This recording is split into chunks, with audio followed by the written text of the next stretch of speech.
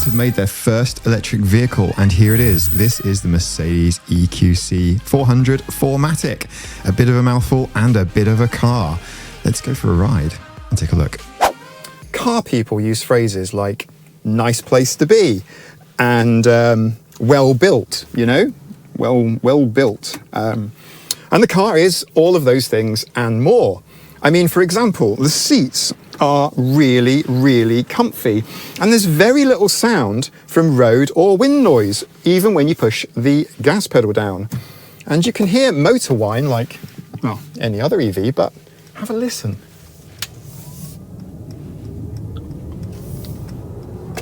Mercedes have done so much work on keeping that noise down. Normally when you accelerate an electric vehicle, you get that kind of motor whine. I quite like the noise personally. It's a lot better than a gas car, but in this, they've deadened the sound. It's a bit like being in one of those chambers that take away all the sound. All the materials in here just seem to absorb sound because it's quiet. Everything in here just feels really well built. Well, in an electric vehicle, you can hear pretty much everything. I can hear my laptop bag moving in the boot just a little bit, and that's because the cabin is so quiet. You could hear a pin drop. There's also no engine, no white noise to muffle the sound that you would get from bits of trim creaking. And I've got to say, actually, and I'm going to make a comparison to Tesla here, is where Teslas are the leaders in a number of areas, battery, range, performance, that sort of thing. They are not the best with the squeaky bits of badly fitted trim. Here we go, let's overtake a Robinson's van here. In eco mode, not so bad. Worth pointing out, by the way, that this luxurious family practical SUV car has over 400 horsepower. Now that 400 horsepower is only really available to you when you put it into sport mode. And when it's in sport mode, you get it. And it is enough to bang your passengers' heads off the back of the headrest. When you accelerate, the car goes from 0 to 60, that's a standstill, imagine traffic lights, in under, well, actually about 5.1 seconds. Normally when you think in terms of 400 brake horsepower, your mind might go to performance cars, right? Everything from two-seater sports cars all the way up to those powerful sedans which are built for the road, built for those winding B roads and so on. Well, not to be a disappointment, but this car isn't that.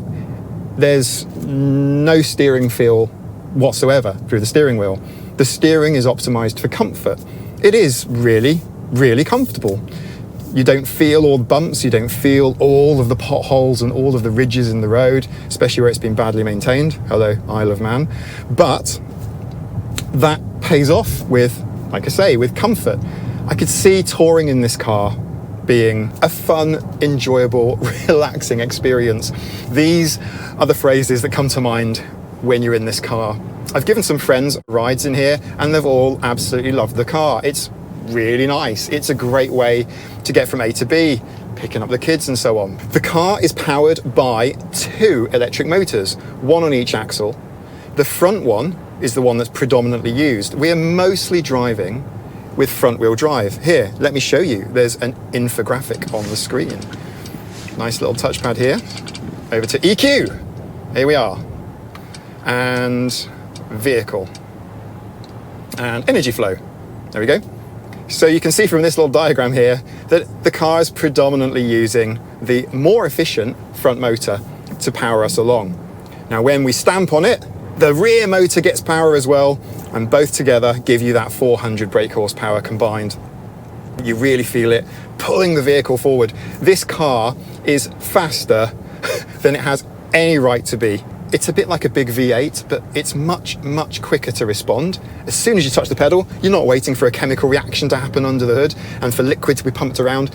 It's instant, it's immediate. At the speed of light, you get that power straight away. Going around corners, however, Yeah, there is no driving feel, really. You just swoop around. Here's the thing. For a car that weighs 2.5 tons, it drives as though it's on rails, but the top half of the car does feel a little bit wobbly. Sitting so high up, you can't get away from that feeling that you're sitting on something, somewhat like an electric hippo. In fact, I'm looking down at my feet right now and I can see they're bathed in a cool blue light. The interior lighting of this car is really cool. Actually, let me show you now. So the comfort lighting allows you to change and manipulate the lighting in the cabin of the car to all of these different colours. There are multicolour patterns, single colour patterns, front and rear patterns, welcome patterns. You get the idea. They really don't show up too much during the day. It's kind of subtle, but at night you can make them incredibly vibrant, just like this. For a car that's over 2 tons in weight with an 80 kilowatt hour battery, you can expect to get around 200 to 250 miles of range. A heavy performance vehicle and a heavy right foot is going to mean lower economy. So I was getting here about 2 miles per kilowatt hour. Mercedes-Benz call this widescreen their Mercedes-Benz user experience, or MBUX. And MBUX gives you, this part of the screen is your dash, which is giving me the speed. It's also giving me over here on the right hand side, I can see the various economy functions, how much range I've got left, when I need to find a charger, that sort of thing. And also it's showing me how much I'm regenning and how much I'm charging. It's giving me all that information in a nice, pretty interface. Actually, if I don't like this interface, I can change it. Mercedes give you a few different options for how you want this interface to look. If you don't like the way it looks, you can change it from the interface here.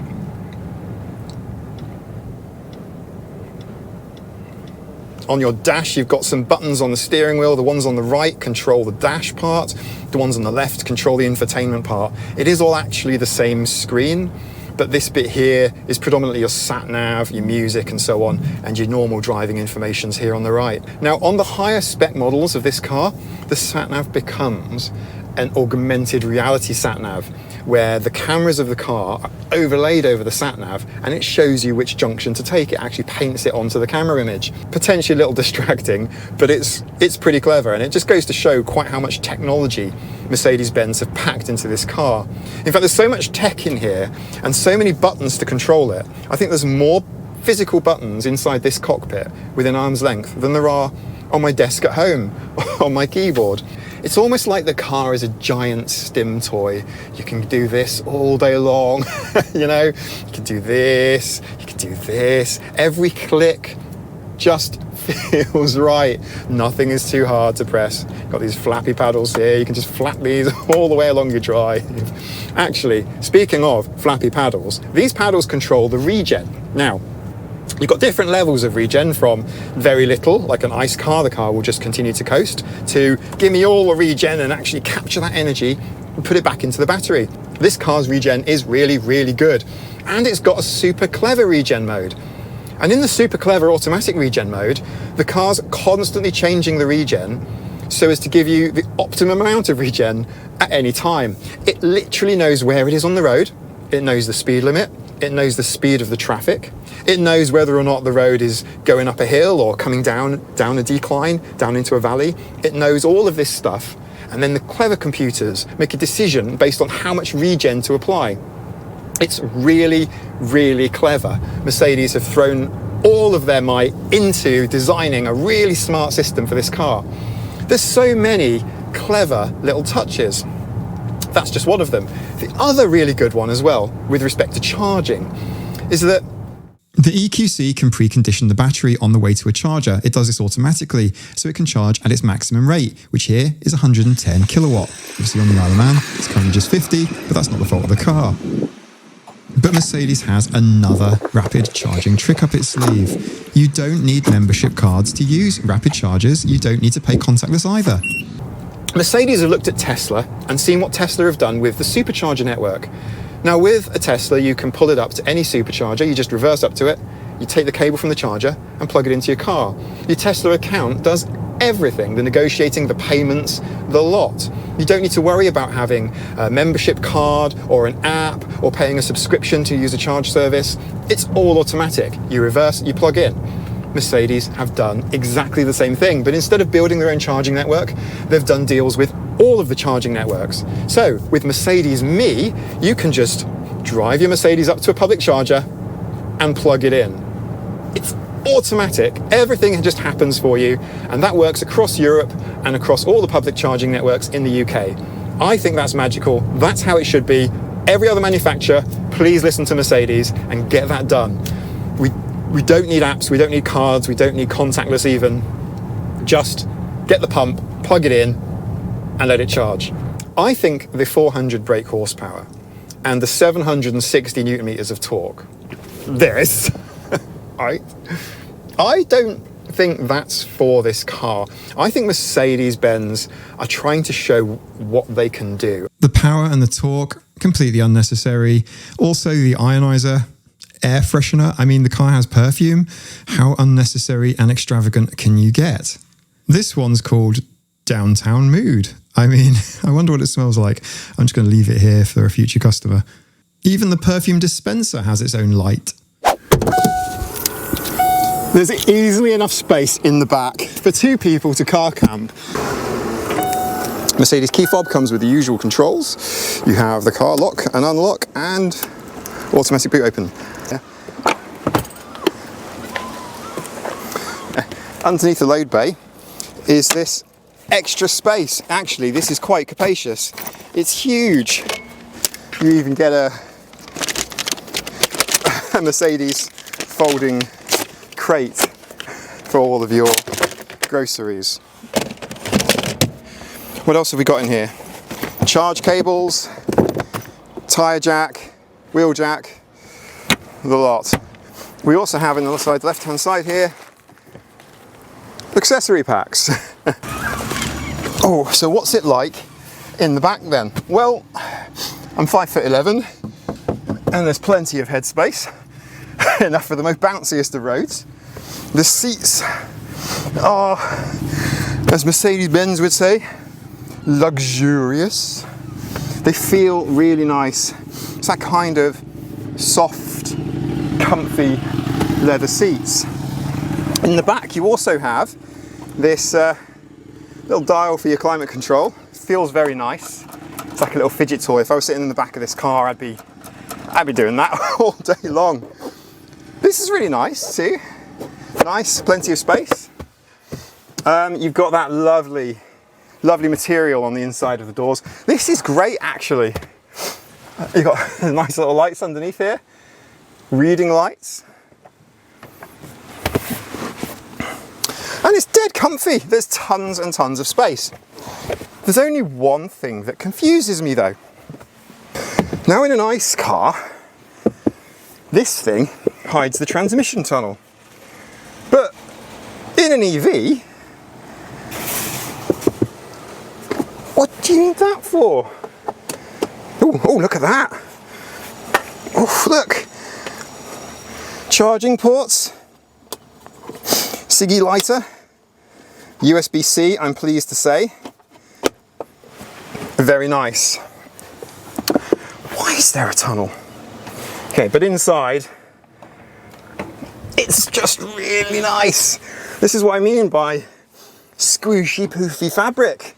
And I want to call this a document holder. And then in the back, plenty of space here for your water bottles. If anything, you want the mega-sized water bottles because this is 750 mils and you could easily store it flat. One thing that people who maybe drive SUVs or large buses or indeed ride hippos could be used to is max headroom, not being able to fit into car parks. So, I mean, this was a little bit nerve-wracking for me, I'll be honest. Oh. Of course, when you're through, it's fine. In fact, driving it around multi-story car parks was easier than it looked. I was a little bit nervous about those really posh-looking 21-inch alloys, but took the risk. It's not so bad. The EQC's actually got a really good driving position. The cameras and the ultrasonic sensors are really good, painting a picture of what's around.